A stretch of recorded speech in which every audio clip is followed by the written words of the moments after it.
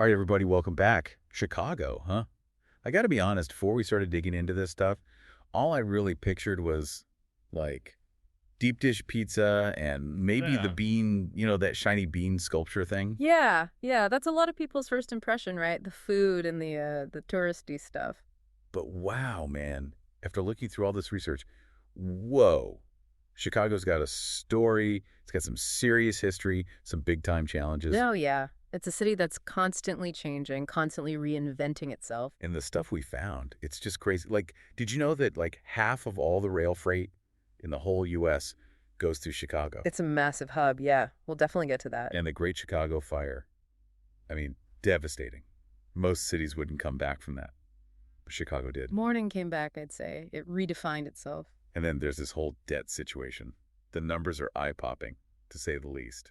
But hey, stick with us, because this is going to be a wild ride. We're going to peel back the layers of Chicago, see what makes this city tick. We're gonna go deep. Deep dive style, baby. All right, so let's rewind the clock. Way, way back, like 1830 Chicago. Think tiny outpost on Lake Michigan. But even then, its location was like gold. Oh yeah, even back then, you gotta remember, this is pre-railroad America.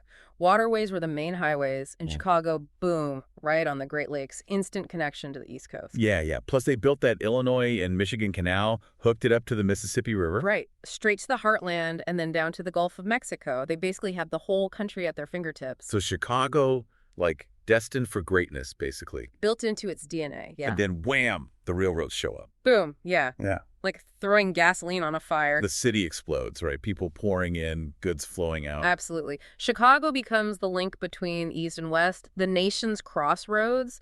It's an incredible boom time, but there's a flip side to every coin, right? Yeah, that rapid growth. It kind of set the stage for, well, a tragedy, really. The Great Chicago Fire. 1871, a date etched in the city's memory. Dude, reading about it, it's just like your heart sinks, you know? A third of the city just gone, poof. 100,000 people homeless. Unthinkable, really. Well, imagine that happening today, right?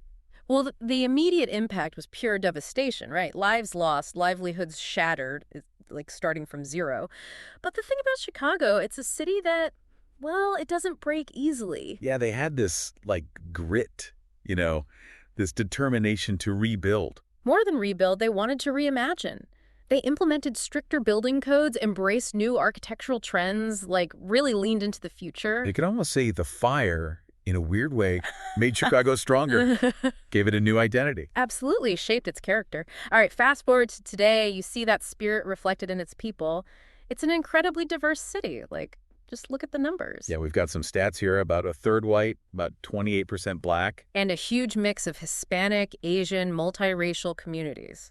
It's a melting pot in the true sense of the word. I mean, walking down the street, you hear a dozen languages. It's like a global party. That diversity, it feeds into the economy, too. Yeah, because when people think Chicago, they think, like, Wall Street, Finance, yeah.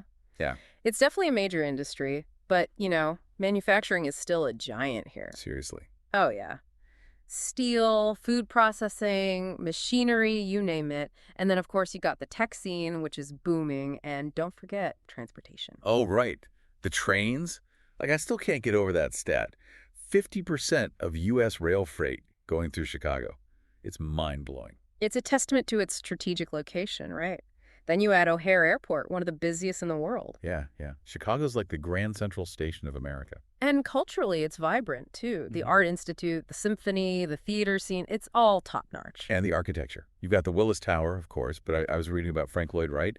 His style is all over the city. The Prairie School, right. Those low horizontal lines, the organic materials. It's like bringing the prairie indoors. It's so unique, and it kind of reflects the neighborhoods, too, right? Each one's got its own vibe, its own story. Exactly. It's a city of neighborhoods, each with its own flavor. Okay. So we got to address the elephant in the room, right? Debt. Yeah. The financial situation in Chicago is, well, it's complex.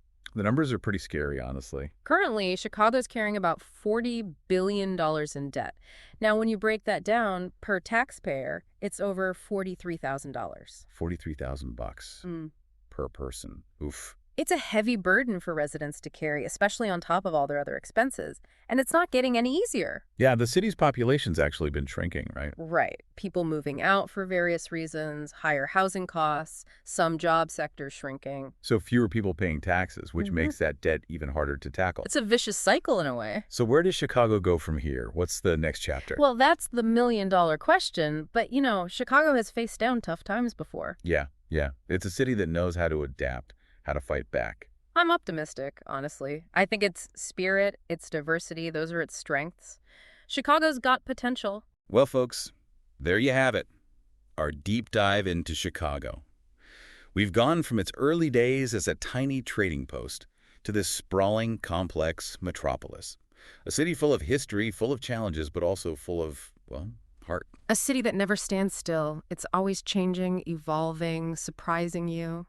So we got to ask you, what do you think? What solutions would you come up with for this debt problem? Or maybe, what part of Chicago's culture would you want to explore? Hit us up. Let us know. Keep those brains working, folks. Chicago's a city that always keeps you guessing, so keep learning, keep exploring. Stay curious. Today is your lucky day. Today is the day that our $3 website works for you, paying you directly to your PayPal daily. Imagine $3 ongoing continuous payments to your PayPal account. Imagine falling asleep and waking up to $300 in your PayPal account. How would this make you feel? How could this help you? What bills could you pay? What kind of fun could you have? What does that retirement look like now? All for a one-time payment of $3. This website is DFY done for you, fully built and completely hosted, and never stops collecting payments for you. You have spent $3 on coffee on a regular, but that coffee won't help you create multiple streams of income. Click the link below.